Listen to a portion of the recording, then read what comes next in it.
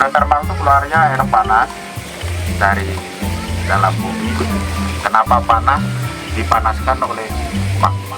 Nah, kita biasa menyebut hidrotermal itu fluida hidrotermal. Kenapa fluida? Di situ ada komponen fasa gas, fasa cair, dan bisa ada fasa padat. Nah, dari dalam bumi, dari sumber magmanya sana, emas berasal, perak berasal, tembaga berasal dari magma. Jadi magma, kalau kalian belajar proses subduksi tektonik, magma di situ akan di dalamnya ada terkandung logam-logam. Ya, yang populer di kita sepanjang jalur di Jawa sampai Papua sana emas, perak, dan tembaga. Padahal kita kan belajar selama ini magma kalau membeku ya udah jadi batuan diorit, ada sih. Ya kan, kalian belajar di geologi dasar, magma membeku menjadi batuan beku, diorit, andesit. Nah, emasnya kok bisa, tembaganya kok bisa hadir. Padahal kalau kalian tukang bangunan beli bahan fondasi, diorit, andesit, kan nggak ada kelihatan tanda-tanda ada tembaganya, ada emasnya. Nah, disinilah kita akan pelan-pelan memahami kenapa magma keluar, pelan-pelan emasnya keluar. Tembaga pelan-pelan mengendap. Sehingga ada proses itu yang nanti akan dijelaskan Rindu. Di tempat magma sana akan terbentuk deposit besar keras. Nah, kalau di sini ya sedang terbentuk. Di bawah sana magmanya itu sedang terbentuk deposit seperti graspe, seperti di Tumpang itu. Jadi kembali ini merupakan pembuktian atau belajar membuktikan konsep the present is the key to the past.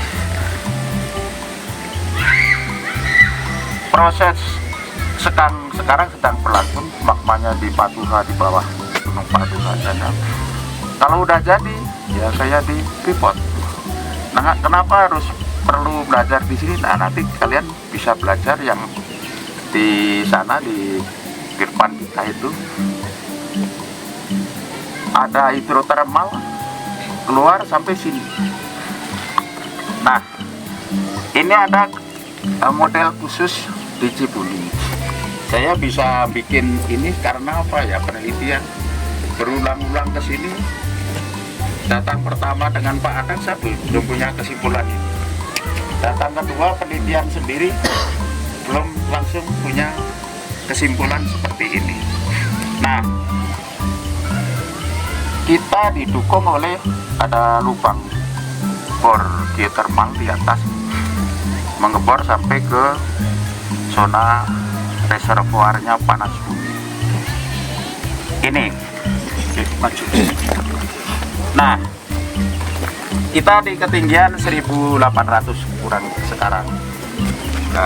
Di atas sana di dekat parkiran ada bor.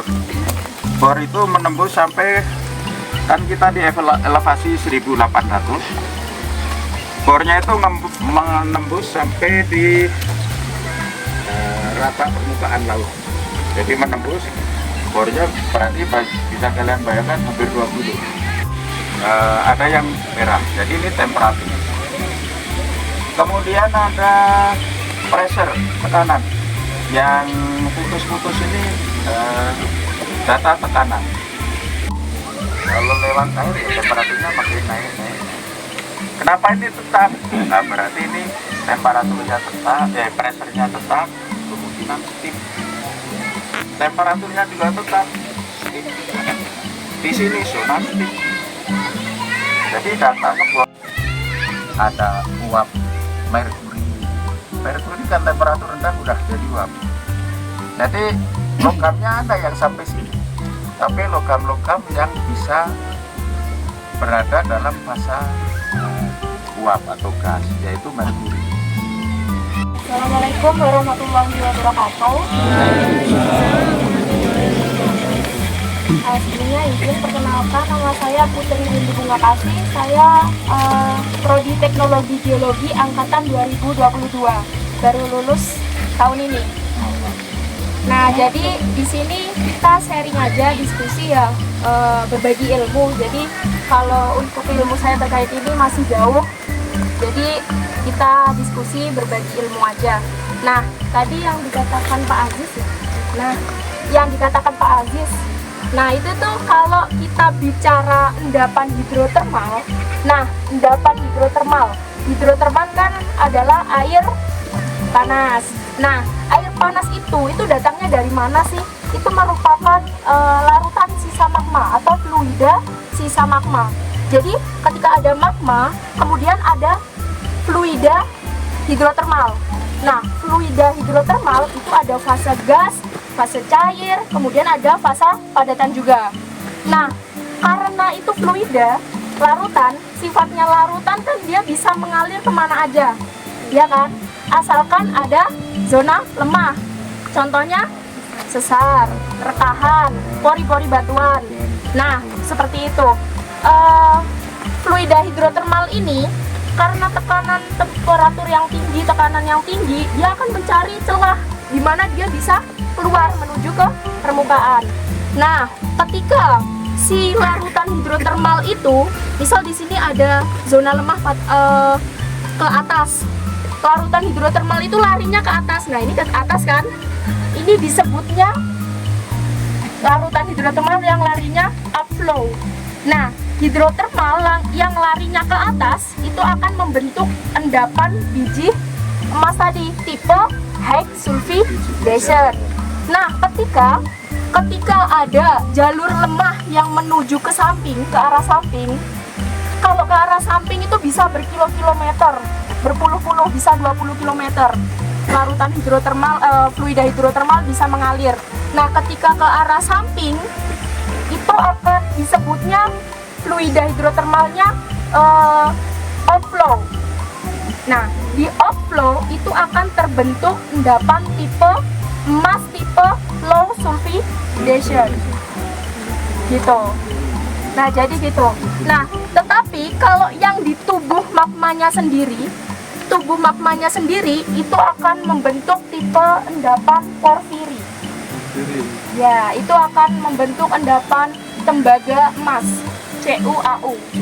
Nah, contohnya di Papua, Grasberg. Ya kan? Kalau high sulfidation contohnya yang sudah terbentuk dan sedang ditambang itu di Tumpang Pitu, di Banyuwangi. Kalau yang ketemu sama Mas Adi. Ya. Apa di silika tadi di mana? Yang high sulfidation itu prosesnya di mana? Mineral, plagioklas, ketika kena asam sulfat. Nah, lingkungannya asam itu dia akan licin.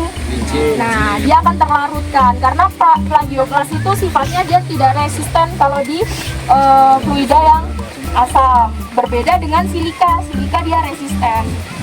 Gitu. Nah, kemudian di sini kan tadi membahas yang terkait emas, tembaga, logam-logam, kenapa bisa terendapkan? Kan asalnya dari magma. Terus kenapa bisa sampai ke permukaan? Bisa sampai ke terendapkan di low sulfidation, di high sulfidation. Kenapa, ada yang tahu nggak? Karena apa? Webinar yang lalu. Ya. Nah, kenapa si logam-logam ini bisa dia tertransport terus kemudian terendapkan di lingkungan yang sangat jauh dari asalnya? Itu karena ada si ligan. Nah, jadi ligan itu bisa disebut sebagai tukang ojeknya lah. Jadi dia numpang. Jadi logam itu akan numpang dengan ligan sehingga dia nanti akan bisa mengendap di suatu tempat.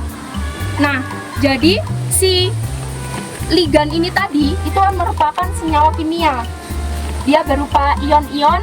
Nah, dia itu bisa berikatan dengan unsur logam. Nah, unsur logam. Nah, jadi kalau seperti contohnya misal AU itu kan bisa terbawa sampai jauh, itu karena si ligan ini. Nah, selain ligan juga ada apa? Ada silika. Nah, jadi selain si ligan itu ada yang bisa membawa logam-logam, contohnya emas, itu ada si silika. Nah, gimana sih prosesnya? Kenapa si ligan ini bisa membawa? Ini ada AU, terus nanti dia akan membentuk senyawa kompleks. Contohnya ligan kan ada Cl- atau klorida, dan juga ada yang sulfida itu H2S dan bisulfida HS-. Nah, kalau yang berikatan atau yang bersenyawa kompleks dengan emas itu adalah ligan yang klorida Cl-. Ya. Nah, itu. Kemudian yang ada tembaga itu nanti akan berikatan senyawa itu dengan yang HS-. Jadi kalau untuk besarannya itu tergantung hidrotermal melewatinya. Contohnya di high sulfidation itu depositnya bisa 1 kilo lebarnya, bisa besar. Kenapa? Karena dia itu tersebar, tipe endapan high sulfidation itu adalah tersebar. Jadi dia akan, si hidrotermal masuk lewat pori-pori, dia melicingkan si plagioklas, kemudian dia akan mengendapkan si mineral-mineral sulfida yang membawa logam-logam itu tadi. Kan tadi karena si ligan ini kan ketika dibawa, kalau nggak ada ligan, si logam-logam itu terbentuknya akan jauh di dalam sana, di magma sana. Karena ada hidrotermal dan ada ligan dan si silika, dia makanya bisa terangkut jauh sampai ke permukaan. Nah, sampai ke permukaan ini dia nanti akan terendapkan menjadi mineral-mineral sulfida gitu. Nah, jadi untuk depositnya itu tergantung hidrotermalnya itu yang melewatinya. Kalau di low sulfidation itu adalah dikontrol oleh struktur. Kalau struktur kan umumnya dimensinya ya sempit kan, jadi dia akan ngikutin si strukturnya itu. Jadi kalau yang di low sulfidation, si depositnya itu kecil tetapi kadarnya tinggi. Berbeda dengan di high sulfidation. High sulfidation itu depositnya bisa besar, 1 kilo lebarnya, tetapi untuk si kadarnya itu relatif rendah, kecil gitu. Makanya di BSI itu cut off grade-nya 0,08 itu sudah ditambang gitu. Apa low sulfidation? Nah, saudara-saudari sekalian ya. Jadi ya seperti kita sudah disinggung di awal tadi berangkat rumah. Kita di sini akan memperoleh banyak ilmu ya. Dan alhamdulillah kebetulan pas mata kuliah kimia yang sebelumnya tadi sudah diceritakan hanya teori-teori saja, maksudnya teori di kelas ya, atau praktek di laboratorium. Nah, kita kembangkan supaya kita bawa ke lapangan. Di sini kan banyak tadi yang disampaikan dari awal, dari Pak Sam ya, terkait dengan atrasi, kan pasti kaitannya dengan kimia ya, dengan geokimia, itu banyak sekali yang bisa kita ceritakan. Nah, jadi banyak yang bisa kita ceritakan di sini ya, yang bisa diambil ilmunya di sini di alam ini ya.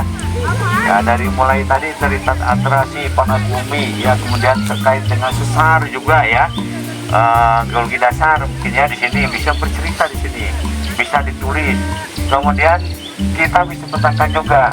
Saya sehingga tahun kemarin sama Pak Parman dengan Pak Sam juga ya, di sini juga ya, dengan angkatan sebelumnya, dan saya sudah memetakan, bahkan kita sudah di webinar kan Pak Sam ya, kalau itu webinar awal maksudnya gitu ya, cerita tentang atrasi ini ya. Mudah-mudahan berikutnya akan ada lagi ya, bercerita webinar, penelitian dan sebagainya. Jadi alhamdulillah, dan seperti tadi yang disampaikan oleh Pak Priyata ya, untuk tahun depan mungkin kita akan coba di setting lebih terencana gitu ya, dan mungkin lokasi-lokasinya mungkin tidak hanya di sini saja ya, mungkin di tempat-tempat lain atau di gunung-gunung lain seperti tadi Pepandayan, dan mungkin juga ke di Sulawesi, Pak. Ya, di sana berkunjung menengok Mas Aziz di sana ya, gudangnya di sana gitu ya, di Gunung Dieng ya. Nah itu insya Allah tahun depan kami sana lagi ya adik-adik sekalian, karena ini sangat penting sekali. Nah sekali lagi bahwa kita itu tidak hanya banyak berteori, banyak di kelas atau di laboratorium, tetapi kita menyatu dengan alam, karena nanti kalian akan terjun ke dunia lain gitu ya, dunia alam, dunia tambang, saya bukan dunia lainnya, dunia tambang insya Allah ya, akan bertugas itu ya. Dan kita harus terbiasa dan menyatu dengan alam ya. Kalau tidak terbiasa nanti kamu begitu tugas atau kerja di pertambangan akan kaget ya, karena yang namanya pertambangan seperti ini gitu ya, alam gitu ya, menyatu ya. Tidak ada apa yang terjadi tambang itu di perkotaan gitu, pasti di luar atau di daerah ya, bersatu dengan alam. Itu aja mungkin, terima kasih. Dari saya sekian, wassalamualaikum warahmatullahi wabarakatuh.